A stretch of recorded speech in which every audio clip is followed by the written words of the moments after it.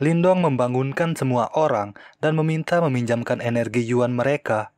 Dia lalu menggunakan teknik tinju penjara langit dan berhasil membuka dimensi di makam kuno. Mereka akhirnya bisa meninggalkan dimensi yang hampir runtuh itu, namun Lang Tian masih tetap tidak sadarkan diri.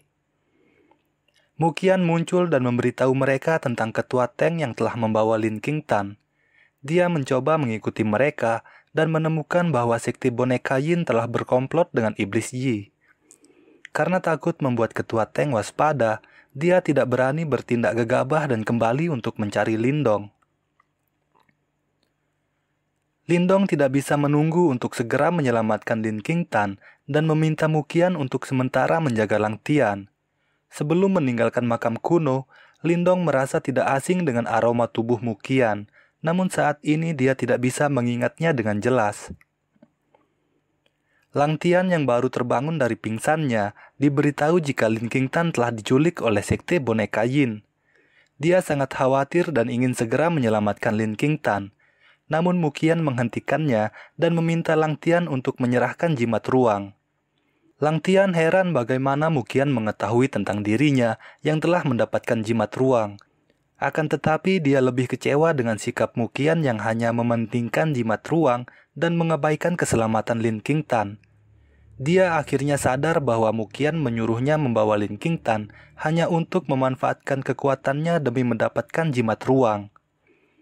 Lang Tian lalu menggunakan kekuatan jimat ruang untuk membuka portal dimensi dan meninggalkan Muqian.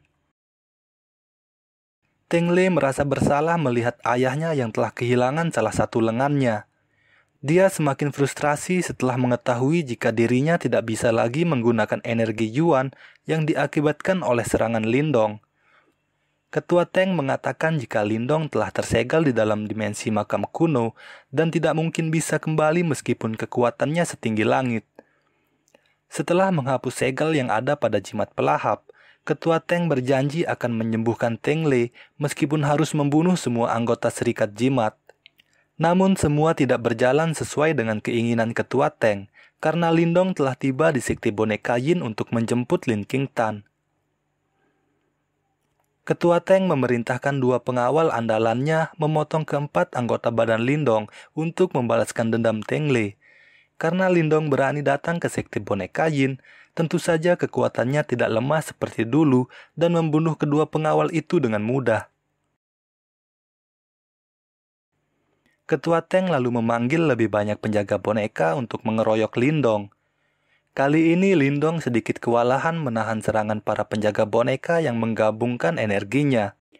Saat itu Xuanzu bersama murid Serikat Jimat tiba dan meminjamkan kekuatannya kepada Lindong. Dengan bantuan Xuanzu, Lindong berhasil menekan penjaga boneka dan membakarnya tanpa sisa. Lindong lalu membawa Teng Le yang tidak berdaya dan menyuruh Ketua Teng untuk menukarnya dengan Lin Qingtan. Meskipun telah menjadi orang cacat, Teng Le tetap arogan dan menolak memberitahu keberadaan Lin Qingtan. Hal ini membuat Lindong tidak bisa lagi menahan kemarahannya dan berniat untuk segera menghabisi Teng Le. Namun Ling Qingzu datang dan menghentikan tindakan Lindong yang terbawa emosi. Ling Qingzu meminta Teng Le untuk menghentikan semua kegilaannya dan mengingatkan bahwa Serikat Jimat dan sekte boneka Yin berasal dari guru yang sama. Mereka seharusnya bergabung dan melakukan kewajibannya untuk memusnahkan iblis Yi karena iblis itu telah muncul di kota Dakui. Mendengar hal itu, Teng Le teringat pertemuan pertamanya dengan Muqian yang saat itu menyamar menjadi dirinya. Dia juga teringat ketika Muqian menyamar sebagai Ying Huan saat berada di dalam hutan berkabut. Teng Le mulai curiga terhadap Muqian dan bermaksud untuk memberitahu Lindong. Namun saat itu, Muqian yang telah berubah menjadi kabut ungu datang dan membunuh Teng Le. Ketua Teng bisa merasakan jika Teng Le sekarang telah mati. Dia terlihat putus asa setelah kehilangan anaknya dan memerintahkan para penjaga untuk mengaktifkan sihir terlarang dari sekte boneka Yin dengan menjadikan Lin Qingtan sebagai pusat formasi untuk menyerap kekuatan racun es. Fenomena aneh muncul di kota Dakui dan memperingatkan Lindong jika Lin Qingtan berada dalam bahaya. Xuanzu menjelaskan jika fenomena itu disebabkan oleh sihir rahasia dari sekte boneka Yin yang bernama sihir mistis 9 iblis Yin. Dia menduga jika saat ini Ketua Teng menggunakan Lin Qingtan sebagai pusat formasi yang membuat kekuatan sihir mistis itu menjadi sangat menakutkan. Xuanzu memberitahu Lindong jika dia memiliki waktu 5 hari sebelum sihir mistis diaktifkan sepenuhnya. Namun sayangnya Xuanzu tidak tahu cara untuk menghentikan sihir itu dan berharap Guru Yan ada di sini. Tanpa membuang waktu, Lindong bergegas kembali ke kota Yan. Lindong memohon agar Guru Yan bisa membantunya menyelamatkan Lin Qingtan. Akan tetapi saat ini Guru Yan belum pulih sepenuhnya dan tidak bisa menggunakan energi Yuan. Guru Yan menyarankan agar Lindong kembali ke kota Dakui dan mencari petunjuk untuk menyelamatkan adiknya di kediaman Xia Wanjin. Dia yakin sebagai orang yang telah lama memata-matai sekte boneka Yin, Wanjin pasti menyimpan metode untuk menghentikan sihir mistis dari 9 iblis Yin.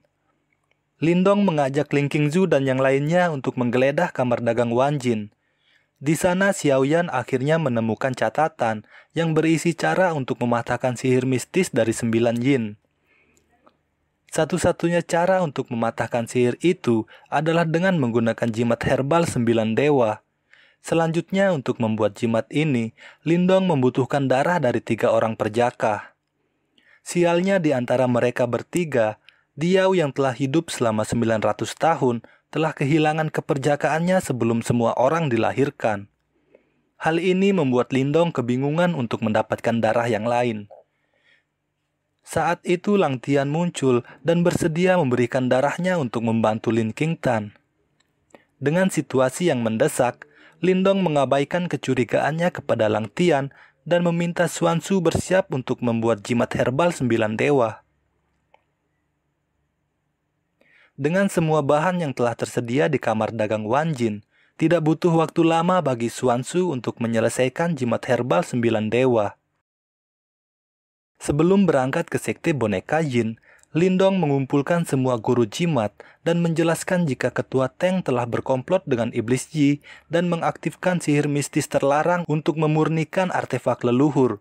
Setelah usahanya berhasil, artefak leluhur pasti akan berakhir di tangan Iblis Yi. Lindong ingin meminta bantuan mereka untuk menghentikan ambisi Ketua Teng dan menjaga kedamaian dunia. Para guru jimat setuju membantu Lindong setelah Lindong berjanji akan memberikan wilayah dan aset sekte boneka Yin begitu masalah ini selesai. Lindong bersama Lang Tian dan Xiaoyan membawa semua orang menyerang sekte boneka Yin, sementara Xuanzu bersama Ling Qingzu dan Ying Huan menahan sebagian anggota sekte boneka Yin di hutan berkabut. Dari jauh Muqian mengamati sihir mistis 9 iblis Yin dan menunggu kesempatan untuk merebut energi yang sedang dikumpulkan. Setelah mengalahkan para penjaga, Lindong mulai mengaktifkan jimat herbal 9 dewa dengan bantuan Lang Tian dan Xiaoyan.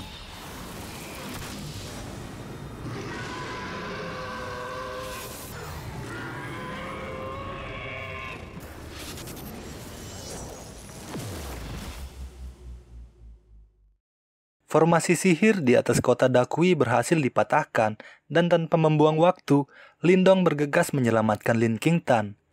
Namun tidak lama kemudian sihir mistis 9 iblis kembali muncul dan Lindong bersama yang lainnya terperangkap di dalam formasi sihir. Ternyata menghilangnya sihir mistis itu hanya jebakan dari Ketua Teng.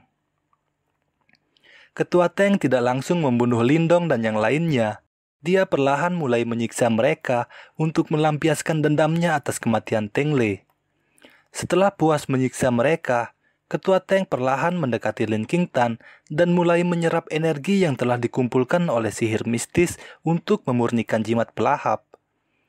Namun dia tidak pernah menduga jika Lin Qingtan yang putus asa akan meledakkan semua energi racun es di dalam tubuhnya.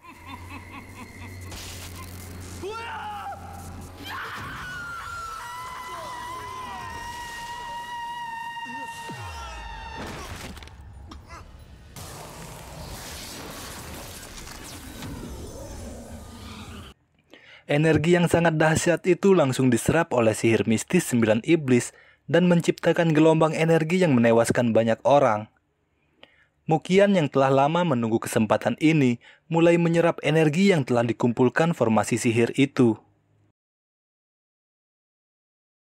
Ketua Teng yang dikira telah mati, hidup kembali dan menyerang Xiaoyan.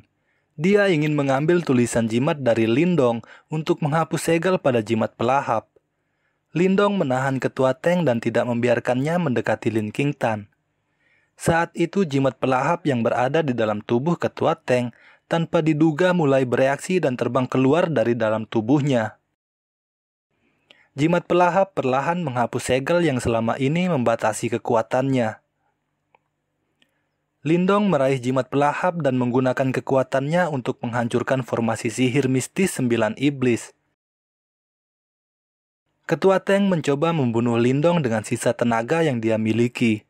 Namun kekuatannya tidak mampu menahan teknik tinju penjara langit milik Lindong yang membuatnya terpaksa berubah menjadi kabut hitam dan melarikan diri meninggalkan sekte boneka Yin.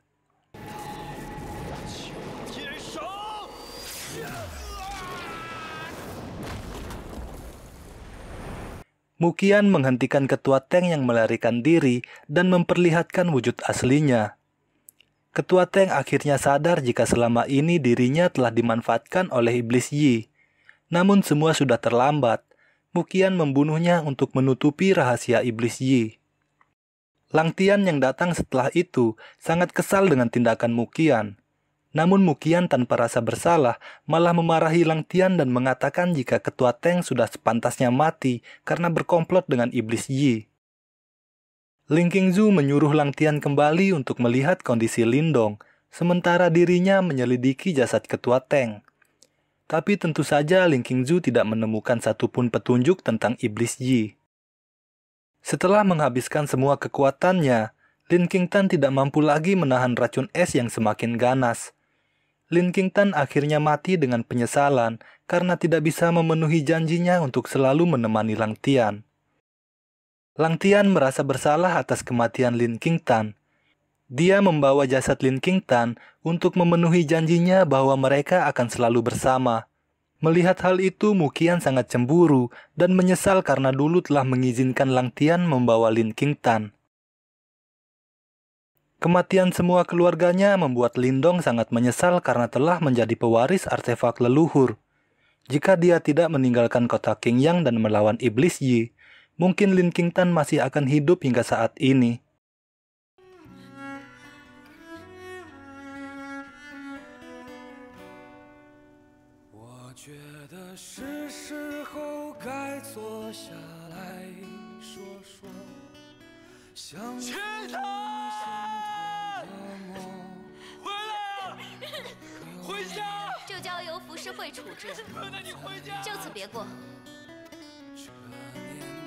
换来了什么？